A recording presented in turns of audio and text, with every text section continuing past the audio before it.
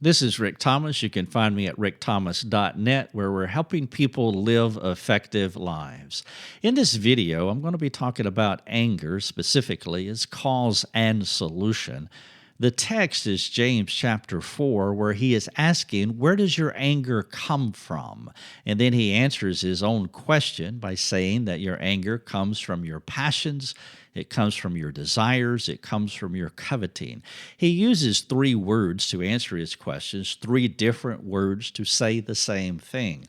The point is, James is saying, is that your anger comes from inside of you, not outside of you. Therefore, it would be inappropriate to say, you made me so mad.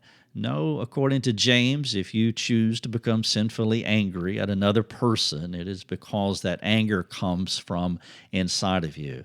It's also interesting here that he uses a hyperbolic descriptor to talk about anger. He says, you desire and do not have, so you murder.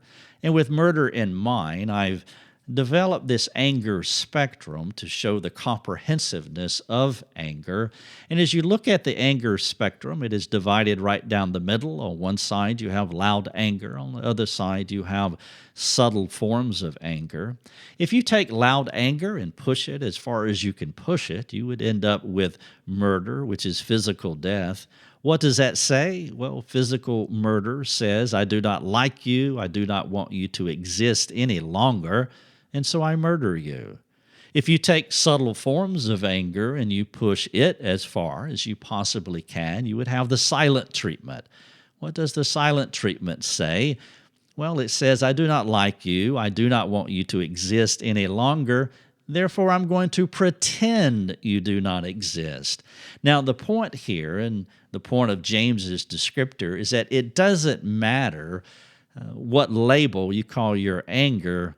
It is severe. It is murder. Now, James is not talking about the consequences of anger. It is obvious, and everybody knows this, that the consequences of silent treatment, for example, is not as severe as the consequences of physical murder. And so this is not a consequential discussion. What James is saying is that you get angry, you are murdering somebody, and what that should clue us into is that we do not want to round the corners off of our anger. Let's just call it what it is, regardless of however you get angry, however it iterates in your life. Every anger sin that you see on the screen here, any one of them would put Christ on the cross, and that is really the point. If you struggle with huffing under your breath and that is the only way that you ever get angry, Christ died for that sin. And so we want to make sure that we don't fall into that trap of comparing ourselves to other people as though my anger is not as bad. Again, it's not a consequential discussion. As far as anger, a good way to think about it, anger is a greater than, better than attitude that looks down on other individuals. Maybe a good way for you to think about it is anger doesn't come from a position of humility, meaning you are below somebody and you're looking up to them. That's not how anger works. In order for you to be angry with someone, you have to elevate yourself above them so that you can look down on them and then manifest whatever anger that you typically manifest toward other people. And so anger begins with a self-righteous, arrogant, lifted up heart, and then it manifests as some form of anger. Now, the irony is that there are only two kinds of people in the world. There are those that do not know Christ. They've never been born again. They are unregenerated. And then there are those who have been saved. They are regenerated. They are in Christ. It doesn't matter who you are. You could be Billy Graham, you could be Adolf Hitler, you could be me, could be you. We are all the same. Nobody has righteousness. The Bible is very clear in Romans chapter 3 that there is none righteous, no, not one. If you want to be righteous, if you want to gain righteousness, then you must be born again. And Christ freely gives you his righteousness. It is an alien righteousness. It's not something that you earn. So whether you're lost or saved, nobody is going to boast, or nobody should boast, that they are a righteous person. But that is the problem with anger. In order to be angry, you have to create levels of righteousness so that you can elevate yourself above another person, so you can be angry at them. Levels of righteousness is what the Pharisees did. They created this man-centered universe because they rejected Christ's righteousness, and they began to compare themselves among themselves, and it was a greater than, better than tug of war between a bunch of self-righteous people who rejected Christ. Let me illustrate this with anger. If I choose to become angry with you, the first thing that I have to do is to elevate myself above you.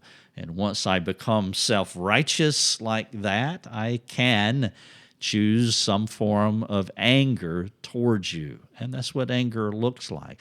Now, what's interesting also is that even Christians can be angry with each other. What they do is they create levels of righteousness where they grade each other, judge each other. They have lists and standards in which they can compare each other. And if I want to be angry with you, I basically live in this man-centered gradation of righteousness universe, and then I can choose to be angry at you. It is a total gospel dysfunction. It is gospel amnesia, because Christians know that the righteousness they have was a gift. They did not work for it. As Paul said, what have you received that was not given to you? Therefore, the attitude of believers toward fellow believers should be sympathy and compassion and a desire to help one another rather than being angry at each other. But that should also be the heart of the Christian to the unregenerate universe or the unregenerate world, because the Christian realizes that they're no different than people who are lost. Therefore, they want to reach out to them and show them Christ. So hopefully, possibly, they can be born again as well, so they can receive the free righteousness that was given to the Christian. And so the cause of anger is an elevated, self-righteous heart. The solution is to come back to the gospel and to recognize that whatever you have was given by grace, not of works. God has been kind to you, and it should position you or give you a heart of humility as opposed to a heart of arrogance. And so that is a short video on anger. Again, I'm Rick Thomas. If we can serve you, please let us know. It would be a privilege to do so. Thank you for watching the video.